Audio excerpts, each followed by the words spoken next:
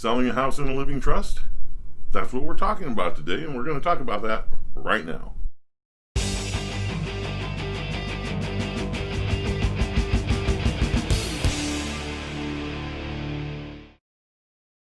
Hi there, I'm Brian Halstead from the Halstead team, and I'm a realtor in the beautiful Central Valley of California.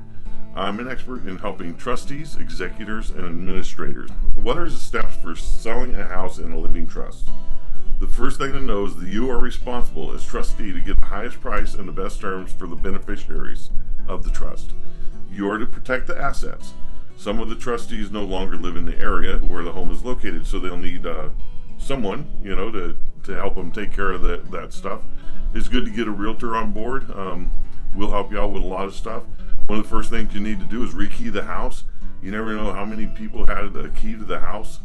A dog sitter, a babysitter, a dog walker. A lot of times it'll be a house that someone's lived in for a long time, and the keys may be out there where you don't want things disappearing and wondering how the heck they got out of the house. Okay, so rekey the house. Make sure that you have a key to the house, of course, and make sure that anybody who should be dealing with the house has a key to the house. Now, family members and friends, they're probably going to already have prearranged some of the things that some of the things that are important to them to get out of the house. So make sure that they are capable of removing the items that they want, and then you determine what to do with the rest of the property. You have an estate sale to begin with. You get a buyout possibly. You donate it, or and some of it you trash it. An estate sale takes a couple months to get an estate sale company to be able to come out, inventory everything, set it all up, advertise it, and get everything sold for you. So they'll take care of all the stuff, and hopefully everything in there, and they'll let you know. Is there enough value in what's remaining in the house for them to make money and for the trust to make money? The buyout is where a company comes in there and says, oh, okay, well, everything here has this much value. And you either accept that or you don't accept it. You may end up saying, no, I'm going to go onto an estate sale. But sometimes some people will give you some pretty decent money, and then what they do is they haul it off. They junk out some of it, they donate some of it, and then they'll put it in their shop and wait for it to sell. It's like a consignment shop, or I think there's a place here in town called Now and Again. Pretty cool place. You go there and there's some pretty neat stuff there.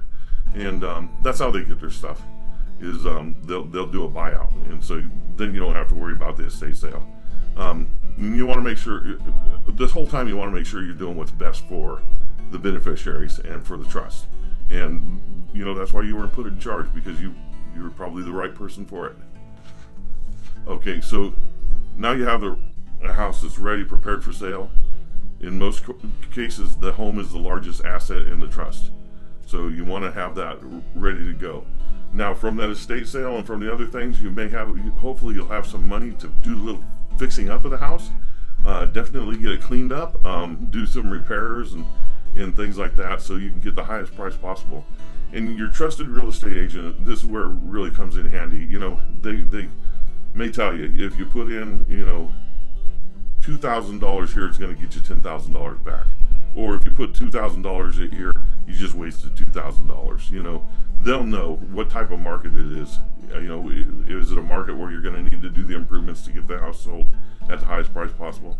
Then they'll let you know, and take their advice. Usually, always look at everything from your perspective and how the outcome that you want. But usually they're giving you good advice to get the house sold at the highest amount. Sometimes just say, boom, as is. That's it.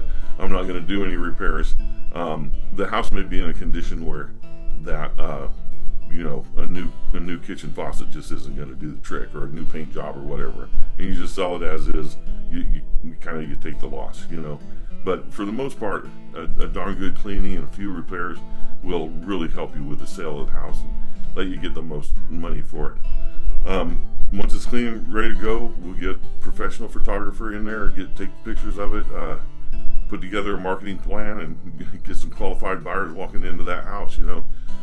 But before we sign a contract, we make sure that we do a market analysis for you, give you the market analysis printed out so you can tell the other beneficiaries.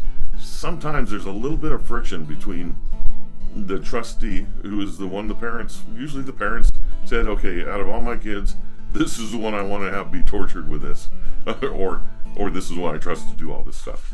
But the other ones have an input; they have a say so to you, but you're the overall trustee. But you want to be able to inform them the best that you can, and so we'll give you a printed market analysis so that you can. When you say, well, this is the price we're going to ask, you'll have something to back yourself up with. It's just like, that's why we print it out and show it to you, is we want you to know that, this is what we're looking at. This is the comparable houses in the area in the comparable condition, and this is why we set the price at that. Okay, one of the big differences about trustee sales is the disclosures. In California, where I'm doing business, Central Valley of California, specifically Stockton and Lodi, Galt, Valley Springs, Modesto. Anyway, there's disclosures that you do not have to do because you cannot know everything about the property. You haven't lived there. But if there are things you know about the property, especially if one of the people was deceased in the property within the last 3 years, you want to disclose that. There's other things you may know that you would need to disclose, but you don't have to, or you wouldn't normally have to fill out a disclosure that would ask you that question. You need to disclose it. You need to be absolutely honest. And I'll tell you, some people will tell you, no, you don't have to disclose it. Well, you get to know that person real good and get to like them a lot, because you're going to probably be sitting next to them in the defendant's chair. So you want to go ahead and make sure that's someone you like a whole lot. Okay, that's kind of mean, but anyway, don't do anybody wrong during this transaction. You were trusted to do everybody right. The big important thing too is to have those trust documents.